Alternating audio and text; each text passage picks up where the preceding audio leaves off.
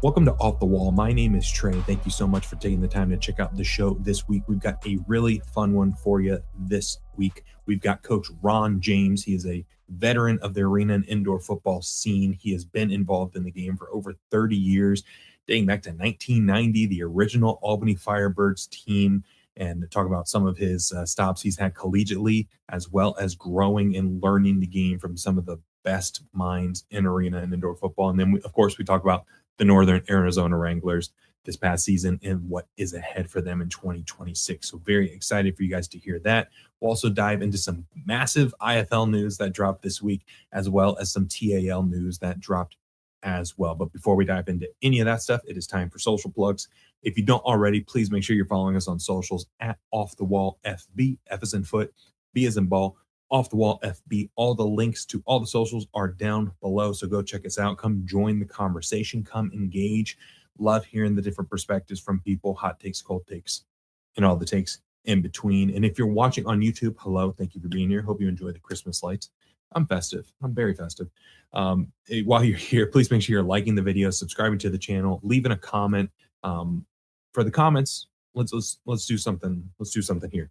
So TAL, they've announced all 8 of their teams. We'll dive into that a little bit later, but let me know where you want to see the TAL go next. I'm curious where people want to see a TAL team. So throw that in the comments, and that's the objective for this week. But if you're listening on Spotify or Apple Podcasts, thank you for doing that as well. Please make sure you're rating the show 5 stars, preferably, and sharing it with a friend, helping this thing grow out as much as it can. YouTube, Spotify, Apple Podcasts. And then we've also got Off the Wall t-shirts. Almost forgot the Off the Wall t-shirts on offthewallfb.com.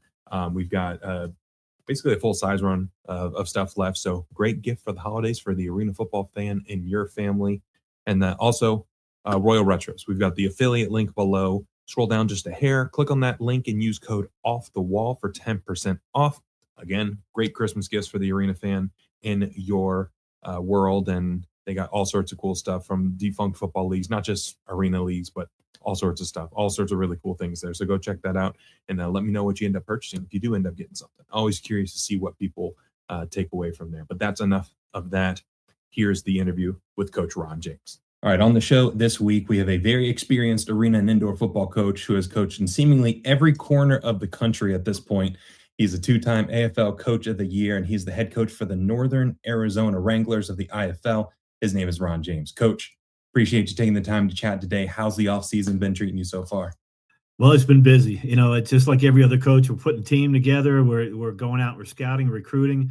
I've gone to a number of college games, been to NFL camps, talked to a bunch of CFL coaches that I know. I mean, we're just leaving no stone unturned to try to put the best team possible together. Does the scouting process ever really stop? Like, it seems like you got to do it around the clock or all throughout the year. No, it never ends. And luckily for me, I've got my defensive coordinator, Larry Hendricks, does a tremendous job of finding talent as well. And we were just down in Dallas actually doing a tryout this past weekend. And so, he brings guys to me every day. I've got my inbox full with players that want to play for the Northern Arizona Wranglers. So really blessed this offseason to hit the ground running. Yeah, it's going to be a very fun season in the IFL. We'll dive into that a little bit later, what's going on in Northern Arizona. But I want to dive into a little bit of your football journey and tell us about how you first got involved with indoor and arena football. Well, it was crazy. When the Arena Football League was first starting, I was coaching college football. I was at a school called St. Lawrence University. I was a defensive coordinator up there. It's a Division III school, and Division III football doesn't really start their training camps until late to mid-August. And at that time, the AFL only had 6 teams.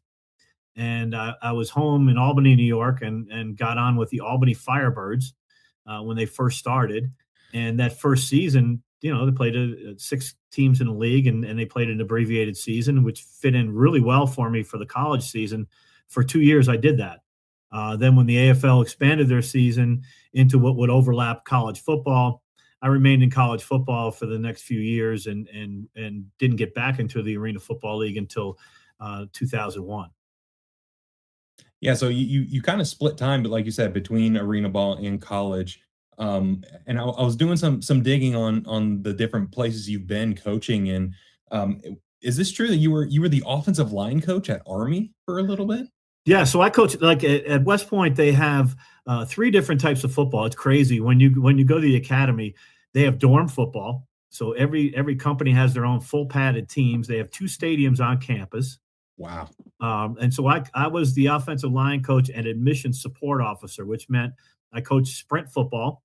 And with the big team, they called it fat boy football because the guys we coached in sprint football was like wrestling. So they had to they had to be 165 or under. And so when I coached those guys, I got a really great grasp of how to run a triple option and do a lot of different things in the outdoor game. And I stayed at the academy for several years in that dual role and really enjoyed it. I loved working with the cadets. Yeah, sprint football. Occasionally that pops up on my social media timeline, and I'm like, I forgot exists, but this is a crazy one to look at. It's like you said, it's guys that are not terribly big, but they're out there doing the thing. They're hustling just as hard. Yeah, and most of the teams are located back east, but we were able to win two national championships at the sprint level when I was there. So we had some really good football players and hard nosed kids, and just was a joy to be there. And you're just in awe of the surroundings. Yeah, and being able to coach all those different levels, like you said, the dorm level, the sprint level, and then the big boy level. What are some things you kind of take away from that you still use today, and like what do you remember the most about those teams? Well, what I remember the most about the academy teams were the toughness, the mental toughness. I mean, football's a tough sport. You have to be physically tough to play it, but mentally, those kids at the academy, that's the easiest part of their day, the football practices. And so those guys are dedicated to playing. At the varsity level, we weren't getting the blue chip players, the 4-star, 5-star type of guys, but we got guys that competed every game, and we're taking teams like Notre Dame and Texas A&M, who was really good in the 90s, teams like that to the wall. I mean, we're taking them all the way down to the last play of the game and won our share of games. And I was very fortunate that we did beat Navy, the big games this weekend, right? The Army-Navy game. Yeah. But we were able to beat Navy when I was there, and I got 2 Navy stars when I was there. So it was great. That's awesome. Well, what's it like being the O-line coach for a triple option offense? It seems like there's a lot of moving parts, especially for those big guys up front. Yeah, it's mostly get off the ball. You're going to do a lot of double teaming at the line of scrimmage. You're going to do a lot of aggressive blocking. In those days, we did a lot of cut blocking. The cut block is a lost art, and it's outlawed at a lot of levels of football at this point. But we used to do that. We averaged 315 yards rushing a game, average. So we were going to throw the ball maybe 6 or 7 times a game, but we were going to run the ball. The predominant time that we had the football, and those kids were hard nosed, like I said, but they knew the schemes and they could coach each other up. And the great thing about coaching at an academy is that those kids are brilliant. So you're getting Ivy League type of students. So when you tell them something once, they pretty much have it. You do have to rep, obviously, but you got guys that they get the concepts quick. So it was a real joy. Yeah, and it seems like anytime, especially as more time progresses and offenses in college football get more spread and a little more finesse, you hate to see an academy team come to town because they just punch you right in the mouth. Well, it's that, and you only have that week to prepare for them because most teams don't run those same offenses. Yeah. So that's an advantage, and that's why we had developed that underdog offense. It was a triple option then, and I think they've gone to a lot more RPO game and things like that in recent time. And Coach Monken's done a tremendous job at the academy. They're bowl eligible again this year, so it's great. Yeah, well, tell me about those first couple of years in Albany and kind of getting into the flow of arena football to start, because when you started with Albany, it was a brand new sport. Like it had only been around maybe 2 or 3 years at that point. Yeah, well, they were brand new when I came. It was the first year of the Firebirds. And so the Albany area didn't know anything about arena football. A gentleman named Rick Buffington was the head coach. Mm-hmm. Coach Buff was probably the most generous coach I've ever been around. Explained the game to me, was a great teacher, was one of those guys that included me in all the meetings as a young coach. And I learned a lot from him.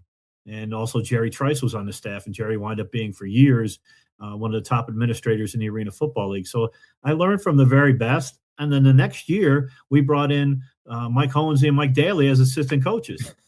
So you don't get a better learning curve as a young coach to try to just take every bit of knowledge from these guys and figure out what the game is and really enjoy yourself. Plus, it was my hometown, so that made it Right. special. Yeah, when you look back and you start tracing the lineage of the coaching tree in arena football, it goes back early to those early Firebirds teams, and there are some names on there. You're like Arbet, like you said, Ho, and like so many names. It's like, man, Doug they Kay. all I mean, started there's there. crazy. Mike Yeah, Hotchkiss. I mean, you just it's a who's who of who it became is. good coaches in that league. Yeah, yeah. The ripple effect from that is just insane. But you mentioned after Albany being in the college scene for a little bit, but then you got back into arena ball. What was it that was like the trigger or the motivator to get back into the game? Well, my last year at West Point, the head coach was Bob Sutton, and Bob Sutton's got a 15 to 20-year run in the NFL with various capacities as coordinators and what have you. But he was let go at the academy, and so for all of us, it was kind of like, okay, well, what's next? And it Mhm. was lucky for me at that point. I could have stayed on in that dual role, but I really just wanted to progress as a coach. And Steve Tunn, who I had been around with the Albany Firebirds, he was a receiver. He was the head coach for the Houston Thunder Bears, and he offered me a job with the Houston Thunder Bears. And so, old Firebird connection. You got Steve Tunn Yep. and you got Gary There you go. Gussman, Yeah. two great coaches and great guys. And they said, "You don't want to come down and coach in Houston?" And I said, "Yeah, let's do it." So that got me back into the Arena League, and from there, I went from Houston to the New Jersey Gladiators with Frank Hagee and Chris Marrow was the GM there. So we had some really good people working with that organization. Then that Yeah. franchise moved to Vegas, and after a couple of years, I became the head coach in Vegas. And then from there, got up here with the Utah Blaze, and coached under Danny White. Oh yeah. And then Danny moved on, decided he was going to retire from coaching. I became the head coach with the Blaze, and I could go on and on from where it goes from there. But Yeah. the basic thing was to get back into arena football.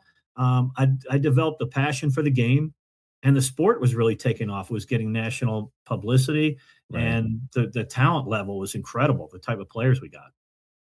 Yeah. I wanted to touch on that experience in Utah, especially with Coach White.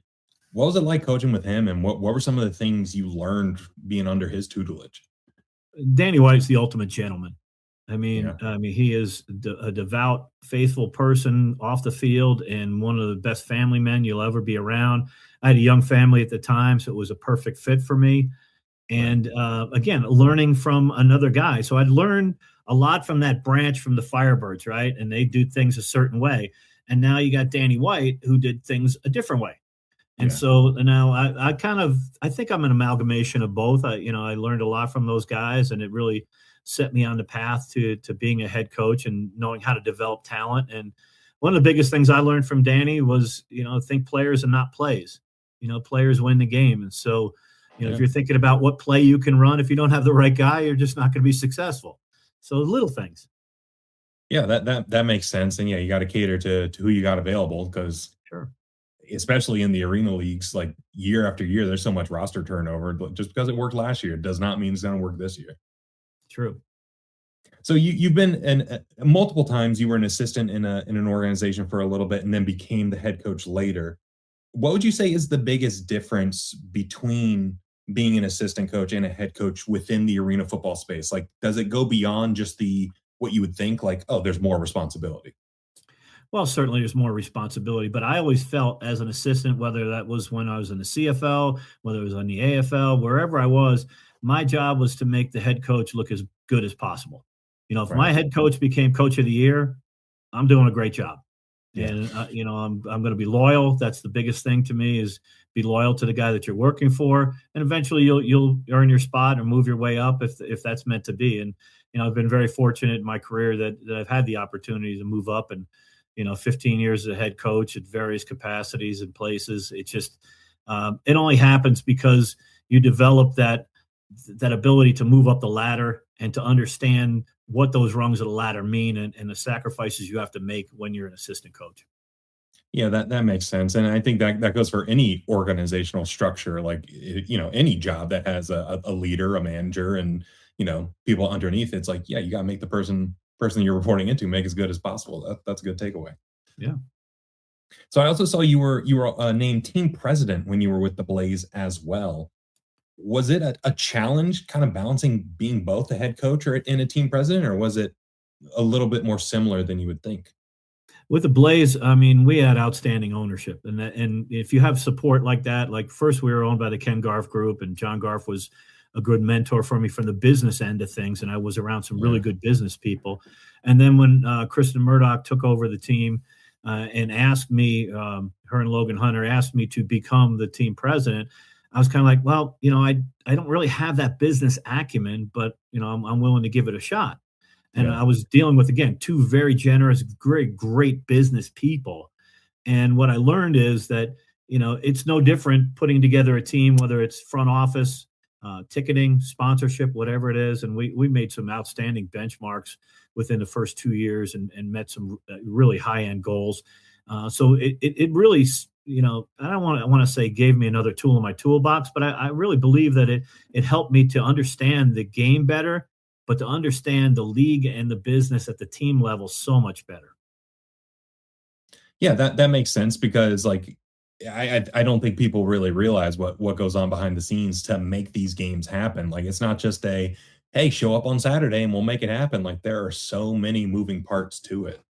So much work involved and so many unsung heroes. You've got guys that are the ticketing directors that are out hustling all year long. You've got sponsorship people that you've got to go out and as a coach, I'm meeting with these people to say, come on, invest in our team and do all these things. Yeah. And what are you selling? Well, you're selling the excitement of sports, but you're selling a partnership. Yeah. And they have to believe in you as much as you believe in your product. And so, all those things were very exciting to me. And it was probably the best experience I've ever had being able to do that and then extend that everywhere I've been to be able to help the front office, to be able to help the ownership groups, and to say, you know what, I know what you're going through.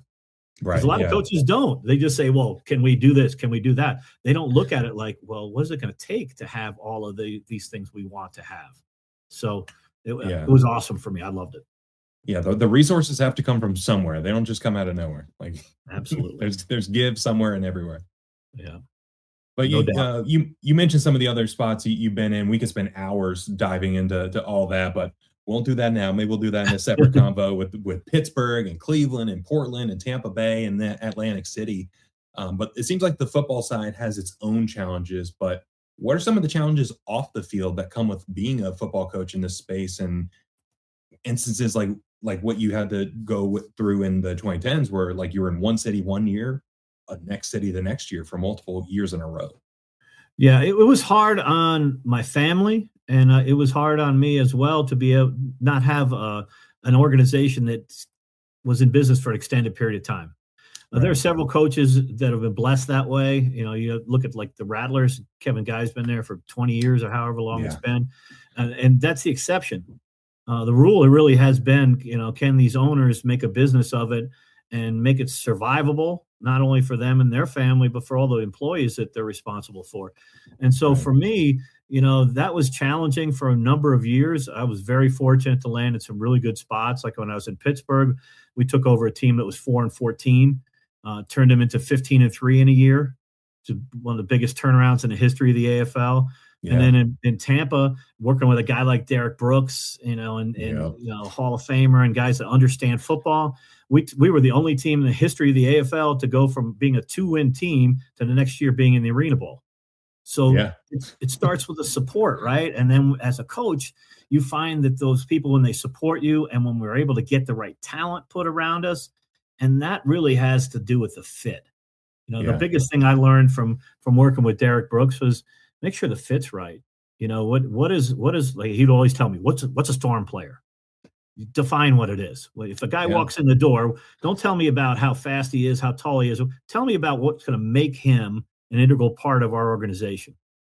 And again, those lessons, those are things that I've just taken and everywhere I've been said to myself, you know what? Like right now, I'm saying to myself, when I look at tape, is this a Wrangler? Is Yeah. this going to fit our culture? Is this what we're trying to do? And if we find that right formula and we catch that genie in a bottle, we're going to win a championship. So that's the Yeah. goal. It kind of goes back to that players not plays thing, right? Where you Yeah. got to have the right fit for the culture. Yeah, that You makes know, sense. I was telling a guy, I'm interviewing coaches right now to be a wide receiver coach for me. And a Yeah. coach that I talked to today, this is the exact quote that I gave him. And I tell my players this all the time. There has never been a coach that's won a game. Never. Fair. The guys between the stripes win the games, right? Yeah, You have to yeah. orchestrate. You have to put them in the right positions. You have to be that guy that says, from time to time can motivate, can get the right fit, all these other things, right? But you're not going to win the game unless you have the right people and they're taught the right way and they all believe in each other and fight for one another. And that's the bottom line. Yeah, and I think when you talk about culture fit and finding a good organization that works, I think that's a perfect segue to Northern Arizona. It seems like that Northern Arizona group has got a really good thing going on up there. And you were out of the arena and indoor game for a couple years, but then when this opportunity came about, how did that get introduced to you, and how did you figure out like, all right, this is a good fit for me? Well, I'm one of those guys that says never say never, Hmm. and when I was actually up in the CFL and the CFL shut their whole full season down in COVID. Yeah. So they didn't even play. And I got a call from a friend of mine, Ron McBride, who's the head coach at the University of Utah years before like Urban Meyer and all these other folks. And he's an Hmm. older coach. He said, there's a high school opportunity. Would you ever think about coaching high school? And I was like, I don't know. So local private school that's by my house. I could sleep in my own bed for a change. There you I've go. see my kids get through high school. And so I took that job and I was at that school for 4 years. Um, so then last summer, summer before last, actually, of Hmm. 24, I was talking with Mike Davis, who's another good friend of mine. I worked with Mike in the CFL, and we've been friends for a long time. And I, I said, well, I'm going to come down to Vegas and watch the IFL championship game. And, I saw Rob Keefe and Les Moss and all these Oh coaches that yeah. I'd known for years. And Kevin Guy, was in the game, obviously. And, and I said to myself, you know what, this is pretty cool. This league is really developing. And I sat down, had dinner with the Northern Arizona owners during championship game, celebrations and all that kind of stuff. And Les Moss was the head coach. So I was Hmm. just like, okay, well, I'm driving back home. I said, well, I'm not going to get a job in that league, and but maybe somewhere down the line. Well, 2 weeks later, Northern Arizona ownership calls me up and says, "Would you be interested in the job? Les is leaving. He's taking a job with Rob Keefe with the Bay Area team." So I said, Yeah. "Sure, let's talk about it." Yeah. You know, the unfortunate thing about all that, the timing wasn't great. Timing was Right. great for us to be able to, put something together, but it wasn't great as far as like developing a team. I didn't get hired until mid October, and in the IFL, you're pretty much done with free agency. So I'm Right. trying to fit together guys that really didn't mesh very well and kind of last minute type of deals. And so we didn't get the results we needed to have. So we kind of gutted the thing and looked at it and got started early this year. And we're off to some really good people. Yeah, when we spoke for a little bit at the IFL National Championship this past year in Tucson, that was one of the things we touched on very briefly. It was like, look, it was a tight turnaround, and being Yeah. able to find some things that kind of worked and had to learn on the go. Would you say that the roster construction was that biggest challenge you faced heading into 2025? It was a really big challenge. But the other challenge was I'd never been to Prescott, Arizona before. Mhm. So, unlike some of the other leagues and things that teams do, uh, they didn't fly me in and have a press conference, get to see the lay of the land, any of that stuff. It was okay. A couple of weeks before training camp opens up, here you are. Learn what the lay of the land is. Housing, food deals, all the things that go into all these things had to be accomplished. With short notice. And so, Yeah. fortunately, our owners are tremendous, and they work harder than any ownership group I've ever been around. And we got everything put together, and I think that we've got the pieces now. After a full year of trying to make it all blend, we got the pieces now that we can be successful. Yeah, that first full off season is going to do wonders for this Wranglers team. I can feel it. Yeah. But speaking of Prescott, like tell me about the area. Like I've been through it once or twice, and it just seems like a beautiful part of the country that's very underrated. Oh, it's a gorgeous little town. So the thing about Prescott that a lot of people don't realize, it's the world's oldest rodeo is there. So Oh, okay. it's pretty rural. In some spots, it's like a small town type of thing in Yeah. the major city, but the team's located in Prescott Valley. So the valley is more like a suburb, and so it's a little bit more spread out. It's got everything you could imagine in that town. We're the only show in town, so we're the only professional team in our arena. Right. So we get our the run of the place, so to speak. We've got our own uh, locker room full time. We've got offices, meeting rooms, all that stuff full time, and we're practicing inside for more than half the season, which is a really good Wow. advantage if you can make it that way, right? Yeah. And so we've really been supported well by the community. And, just like any other IFL program, it's community driven, and if you can embrace the community and they can embrace you and you can make your players part of what's going on, you've got a great chance to be successful. And we're just blessed that way. Okay. In a small town to have that, at our grasp, so to speak. And we're Mhm. halfway between Flagstaff and Phoenix, so we can draw people one way and the other. And travel's easy. There's a lot of really good things about it. So like I said, now knowing what I know, so excited about this season. Yeah, it's really cool to see a smaller market team like that have an organization like NAS there. Like in the NFL, you got like Green Bay, right? Where it's not the Right. biggest town, but the people there rally behind it. So it has that same type of feel where it's not quite the Phoenix, it's not quite the San Diego, but the people that do support it, they are diehards and they live and breathe with that team. Because like you said, it is the gig in town when it comes to sports. Oh yeah, and I've kind of drawn off of my experiences in the CFL when I was with the Saskatchewan Roughriders. Saskatchewan's kind of like the Green Bay of the CFL. Hmm. It's a smaller city. They're on the prairie, and you show up game day. You go to a restaurant, go anywhere. People are wearing their jerseys. People are walking around town talking about the football game. Of course, they won the Yeah. Grey Cup this year, but it's that small town atmosphere that I want to replicate that type of deal where we're at here in Prescott. For sure. Well, with indoor football, one of the things that gets talked about a lot is arena versus indoor, and some of the rule changes, and one man versus two man motion, alignment rules, all that. From a coaching perspective, how big of a difference is it to coach that indoor style versus the original arena football style that you spent so long coaching previously? Well, it's a big deal on a few levels. First of all, offense, defense, and special teams are totally different. When you look at special teams, for example, you don't have the nets.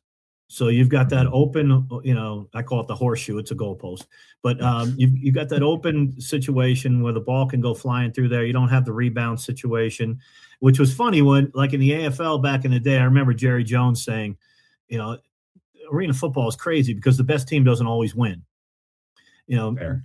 Meaning that the ball could take crazy bounces off the bar and all that stuff in the Yeah. kicking game, and it's a great equalizer. Well, you don't have that in the IFL, but what the IFL did was with the deuce rule and some of the other Mhm. things that they did to make that extra kicking points and extra emphasis on the kicking game, I think really opened it up that way. And then on offense, you've got a running back, a true running back, Yeah. and you can run empty formations and you can do a bunch of things you can run zone reads. You can run a bunch of things that mimic the outdoor game, which makes the players more marketable, which makes you have to coach it a little bit differently. So Yeah. I like that aspect of it being primarily an offensive guy. I really love that.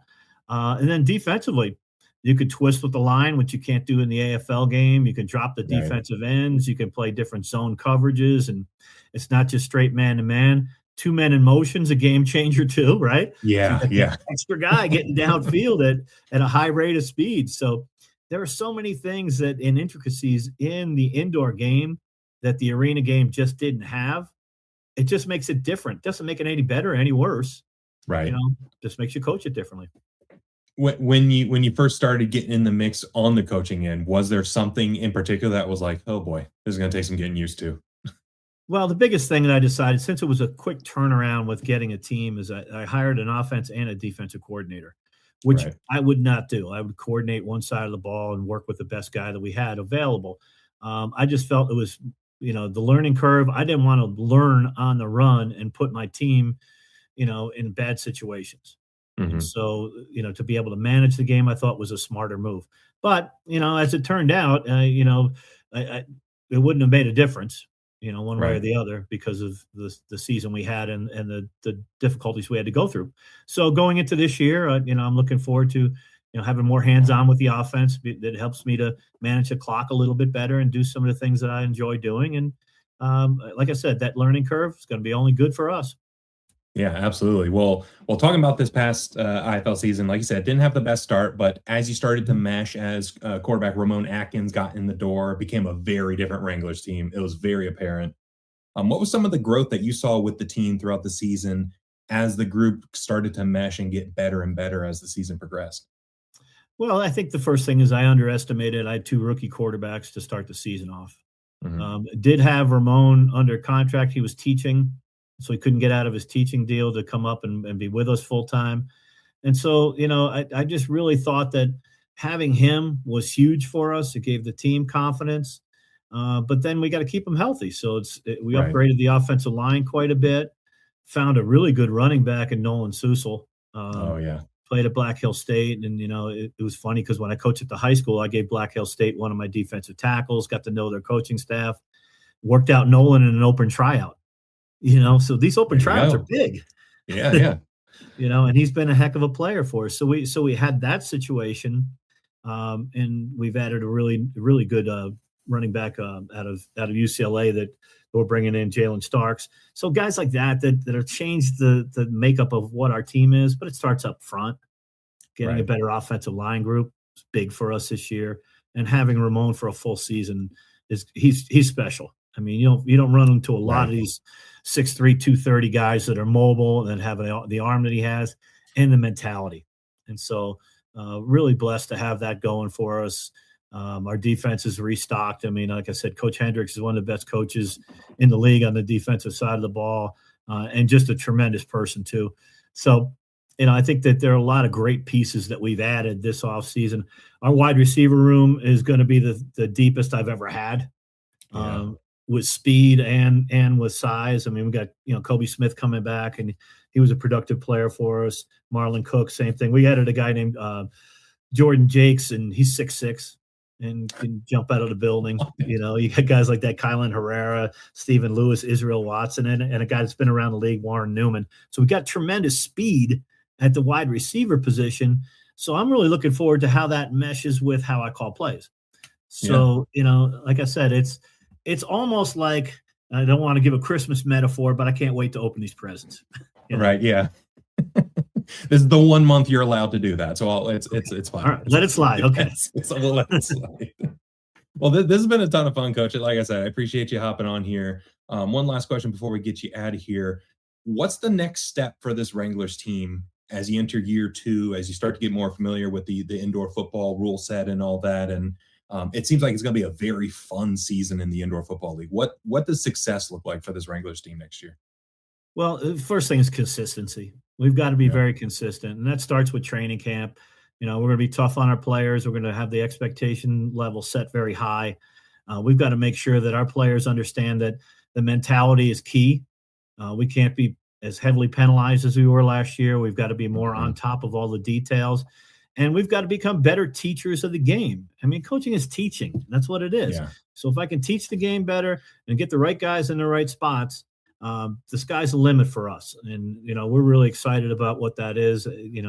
At the ownership level, I can tell you that our owners are so committed and so generous that, we owe it to them to put the best product on the field. And our fan base is rabid. I mean, if you've ever been to a game there, and I hope you can, if you haven't, Mhm. that place gets packed, it gets loud, and that small town atmosphere means that they just love everybody that goes through that building as a player and as a coach. And we respect the heck out of that, but we also want to play better for them. For sure. Yeah. It's very exciting to see some of the good things happening in Northern Arizona and some of the pieces coming back from last year's team with some of the pieces that you've alluded to. Sounds like it's going to be a very fun year. So, best of luck in 2026, and hopefully we'll talk soon. Okay. Absolutely. Thanks for having me. Big thanks again to Coach Ron James for joining the show this week and talking ball. I could have picked his brain for hours and hours and hours. We didn't even touch on the 2010s AFL. So we'll have to get him back on the show and talk shop with him at a later date. But a wealth of information. You could tell he just gets fired up about arena and indoor football. And so it was really cool to hear from him and pick his brain. And I'm excited to see the growth that this Northern Arizona Wranglers team can take over the next season. And they definitely got better as the season went on in 2025, 2026. If they can start in a closer spot to how they ended 2025, and they'll be very competitive. And the IFL has a lot of parity, and you'll see teams constantly going from worst to first. Like Northern Arizona is a perfect example of that a few years back, where they were the worst team in the league their first year of existence. Then the very next year they go and win the whole dang thing, right? So very excited to see how they grow. Big shout out to the Northern Arizona Wranglers as well. Give them a follow. Their socials are below. They do a really good job with what they do there. So the big news in the IFL dropped this week. We already knew a little bit about what streaming and television deal for the IFL was going to look like for 60 of the 119 games. That left 59 games to be determined on how it was going to work out. What were they going to do? What does it mean? And they were teasing it on socials. They're saying 119 minus blank equals 60, or maybe it was 119 minus 60 equals blank. They were teasing it. They were teasing number 59. I saw people on forums and comments being like, 59, what could it mean? What could it be? It was literally the number of games left over from the FanDuel deal, which we talked about on offthewallfb.com on a blog about that FanDuel Sports Network deal. Go check the blog out as well. I don't plug that nearly enough, but that's neither here nor there. But this is what the announcement was for this week. Yahoo Sports Network is going to be picking up the remaining 59 games for the IFL. So that means we've got 59 games on the Yahoo Sports Network. We've got 60 games on the FanDuel Sports Network. And the Eastern Conference Championship is going to be featured on the Yahoo Sports Network. And then the Western Conference Championship is going to be featured on the FanDuel Sports Network. So 60-59, about as even of a split as you can possibly get given the number of games. And the Yahoo announcement mentioned a FAST channel. FAST, F-A-S-T, stands for Free Ad-Supported Streaming Television Channel. So I know a lot of folks were curious, oh God, what's it going to cost to watch games? That's great news from the Yahoo deal, is that it's going to be a free streaming option for fans of the game to watch all the games on the Yahoo Sports Network, which is awesome. And that's going to be a big plus for some of the folks that were really soured from last year with the IFL network and the $30 for the whole season. Wasn't all that bad, all things considered, but it's the principle of it. I get it. Like, if something goes from free to not free, people are going to be upset. That's fine. They're allowed to be upset. But there's going to be great news for the league and great exposure as well. Lots of people use Yahoo Sports all throughout fantasy football season, all throughout fantasy basketball season. There's all the fantasy sports there. And you got to think, does that open the door for some fantasy IFL? That would be pretty sweet. That would be pretty cool. And I would be in there. I'd be so down for it. But that's just pure speculation at that point. Don't know anything about that for sure. But hey, a fella can dream. But Yahoo Sports Network, again, 59 games, predominantly featuring the Eastern Conference, it sounds like, with 60 games being on FanDuel Sports Network, predominantly featuring the Western Conference. So given that the Yahoo Sports Network has announced this FAST channel, or announced that the games will be on the Yahoo Sports Network FAST channel, I would expect something similar with the FanDuel Sports Network as well. Nothing's been officially announced, but I would expect that to happen, given how this deal was rolled out and given the language used in the press release and some of the things that have been said online through the different social channels. So that means the majority of the games will be aired through the 2026 IFL season for free to watch through the Yahoo Sports Network FAST channel, and hypothetically, this FanDuel Sports Network channel that will probably come about as well. So a lot of the games are going to be free to watch, and there's going to be a lot more information to come from what I've heard. So I'm excited to see how it all plays out, and this is just a massive leap in the right direction for the IFL in an off season where we weren't really hearing much from the IFL. We were hearing some stuff from the NAL. We were hearing some stuff from the AF1. Not a lot from the IFL. They come out and hit an absolute home run, in my opinion, with these network deals. It seems like maybe in the future they'd have one or the other. I don't know. But when you think about it in terms of like comparing it to the NFL, right? The NFL has Fox and CBS for their streaming or for their television deals, right? Where like the NFC is predominantly featured on Fox, the AFC is predominantly featured on CBS. It's going to be a similar thing with Yahoo and FanDuel Sports Network. That's how it feels at this point. So it's a really cool idea, really cool concept that came together for the IFL, and I'm very excited to see how it all comes together.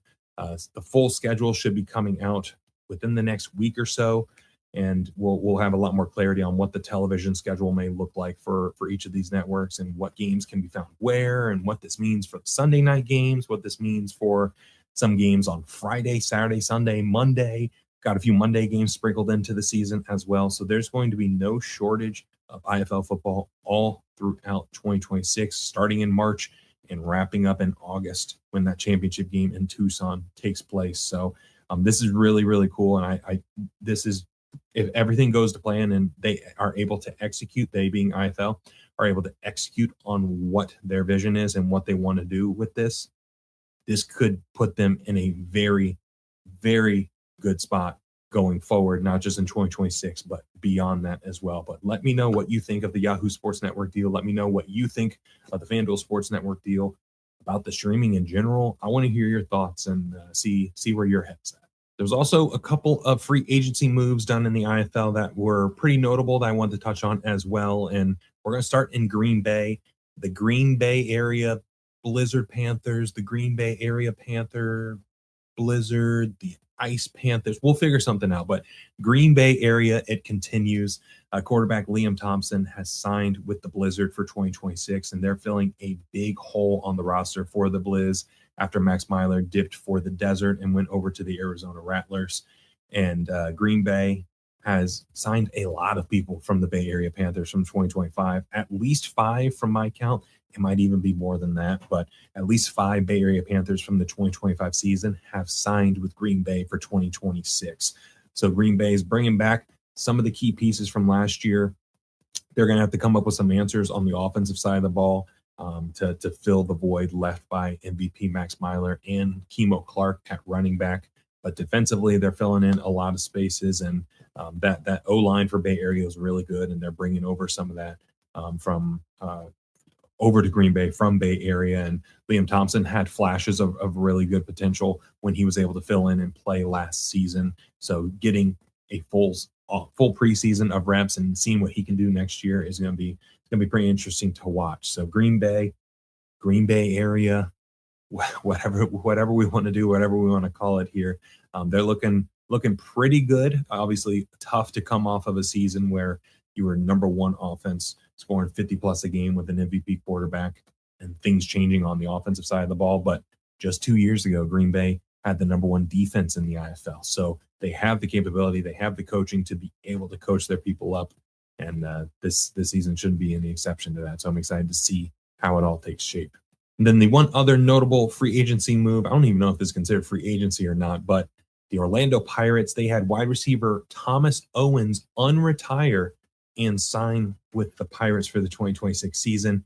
Last game of the season for the Massachusetts Pirates last season, they had a big thank you TO thing for basically his swan song, as if he was retiring and going off into the distance. The team moves to Florida, which is where Thomas Owens is from. He went to FIU, Florida International University. He's from Florida. Suddenly, the Pirates are playing in Orlando, only a couple hours from where he grew up and where he played college ball. The opportunity to play professionally in his home state with the team that he has played for his entire indoor career.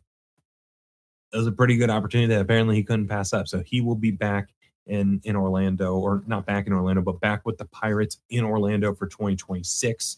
And they're bringing back Tio Redding at wide receiver as well. Talia Tagovailoa at quarterback is coming back. So they're bringing a lot of pieces back from last year, and Rob Keefe and Les Moss, and that whole coaching staff is going to have some very talented pieces to work with. So the Pirates seems like they're not going anywhere. And will the 7-9 season last year be a blip? We'll have to wait and see. We're going to skip over to the Arena League TAL, where Monroe, Louisiana was announced as the 8th team for 2026. It's assumed that's going to be the final team at this point, but they are going to have another Name the Team contest, so another opportunity for the community and for the not just in Monroe, but for the online community to submit some ideas for some team names there. They're going to have a press event happening in Monroe on January 9th, so about a month away from that happening. They also alluded to some divisions in the press release as well, supposedly a North versus South division. We'll see if they come up with a fun or creative name for it, but it's looking like one of the divisions is going to be Monroe, Louisiana, Memphis, Tennessee, which is also one of the expansion teams that is a part of the name of the team contest, Arkansas, Hot Springs, and then Ozarks in Springfield, Missouri. And then the North division, or whatever they end up calling it, is going to be Iowa and Waterloo, St. Joseph, Grand Island, Nebraska, and then Eau Claire, Wisconsin. So 8 total teams, and I think it's been a solid strategy of growth so far with TAL over the first 3 years of the league happening, starting with 4 teams, going to 6. The whole Duluth Harbor Monster situation happened, but they still were on track to get to 8 for this upcoming 2026 season. So, super exciting to see what TAL has been able to accomplish and slowly grow into something that they can view as sustainable and keep it going from here. And they've built a nice little corridor throughout the middle of the country, similar to what the NAL is doing with their regional proximity to one another, making things very travelable. We'll go with it. Making things very travelable for the teams, and making sure that they have like little pods of teams all clustered together to make travel and all that stuff as easy as possible. So 8 teams, again, Monroe, Memphis, Arkansas, Ozarks, Iowa, St. Joseph, Grand Island, and Eau Claire.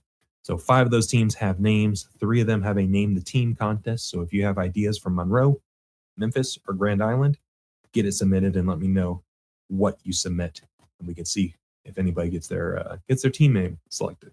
Could be fun if the team name was in the comment section of an off the wall video before it was official.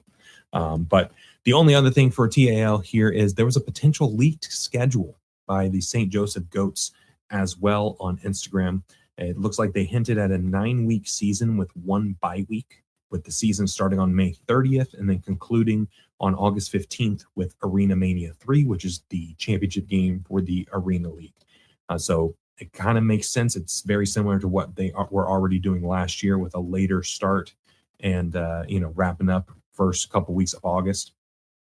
And with a couple of additional teams, it makes sense for the extension in a little bit further into August than they did last year. But timeline-wise, it makes sense. The NAL starts in March, usually wraps up I think they wrap up around June, if I'm remembering correctly. And then last year, we saw some AF1 folks and some NAL folks jump over for the last couple weeks of the season for TAL to finish off the year there. So I would imagine we see something similar with NAL, probably not with AF1, with their schedule looking like it's going to be later in the year. It's probably going to start in April from what it looks like. But yeah, the league schedule, it was interesting. It was quickly deleted, so it might not have been something that the league was too happy about or wanted them to post. But hey, they didn't think we'd catch it, but we did. Posts get deleted, screenshots live forever, and that's the show. Not a ton to dive into other than a potentially landscape forming streaming deal getting finalized with the IFL, and TAL continuing to grow from there. So really big stuff happening in the indoor and arena football world. I'm super excited to see how everything continues to grow and continues to take shape from here.